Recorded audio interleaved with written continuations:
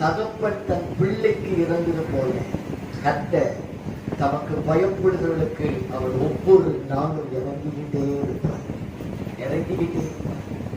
அவர் இறங்குகிறதுனால தான் இன்னைக்கு வரைக்கும் நீ உயிரோடு இருக்கிற.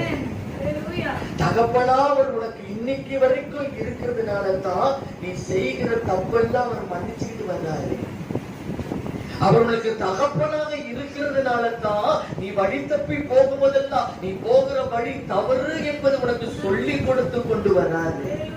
அவர் தகப்பனாக இந்த சபையில நின்று கொண்டிருக்கிறதுனால தான் தம் பிள்ளைகளை கர்த்தர் வழி நடத்தி கொண்டு வருகிறாரு. அவர் தகப்பனா இருக்கணும்னா நீ பிள்ளையா இருக்கணும். நீ பிள்ளையா இருக்கணும்னா உன் தகப்பனுக்கு நீ பயந்து தான் நடக்கணும். விருப்பத்துக்கு நடக்க முடியாது.